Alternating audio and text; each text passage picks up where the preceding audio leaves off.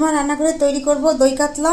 তার জন্য আমি আদা রসুন পেস্ট করে নিয়েছি টক দই, পেঁয়াজটাকে পেস্ট করে নিয়েছি কাজু বাদাম, মৌরি, পোস্ত, গোটা গরম মশলা। মাছটা ভাজার জন্য ম্যারিনেট করে নেব। দিয়ে দেবো হলুদ, লবণ,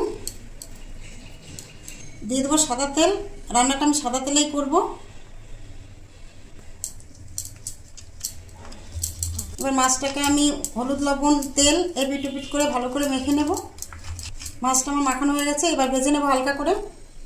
তাওয়াটা গরম হয়ে গেছে, দিয়ে দেবো সাদা তেল।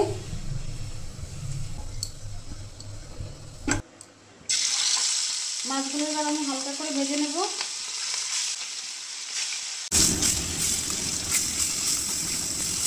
মাছটা আমি হালকা করে ভেজে নিয়েছি, এখন তুলে নেব। তাওয়া গরম হয়ে গেছে, দিয়ে দেবো সাদা তেল। রান্নাটা আমি পুরো সাদা তেলেই করব। ফোড়নে দিয়ে দেবো তেজপাতা, শুকনো লঙ্কা, গোটা গরম মশলা। ফোড়নটা আমার ভাজা হয়েছে, এখন দিয়ে দেবো পেঁয়াজ বাটা।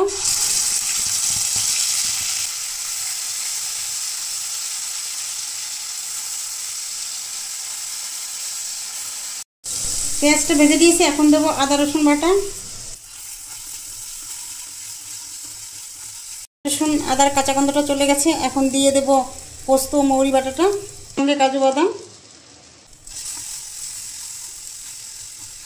মশলাটা একটু কষিয়ে নিয়েছি, দিয়ে দেবো কিছু শুকনো মশলা, ধনের গুঁড়ো, জিরের গুঁড়ো, পরিমাণ মতন লবণ।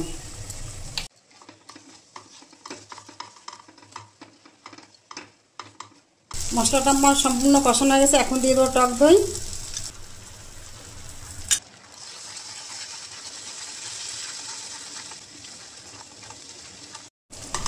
মশলাটা আমার সম্পূর্ণ কষানো হয়ে গেছে, এখন আমি দিয়ে দেবো জল।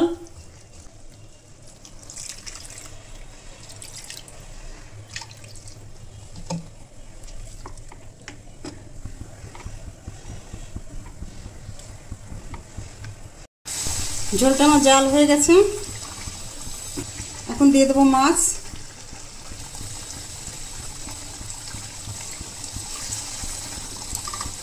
দই কাতলা আমার একদম রেডি, দেখুন কি সুন্দর হয়েছে। এখন আমি নামিয়ে দেব। নামানোর আগে দিয়ে দেবো কাঁচা লঙ্কা, সামান্য গরম মশলা,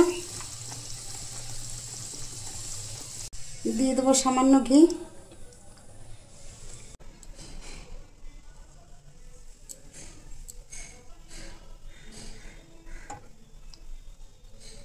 সব শেষে দিয়ে দেবো একটু বেরেস্তা, সামান্য একটু ধনেপাতা। আমার দই কাতলা কেমন হয়েছে কমেন্টে অবশ্যই আপনারা জানাবেন।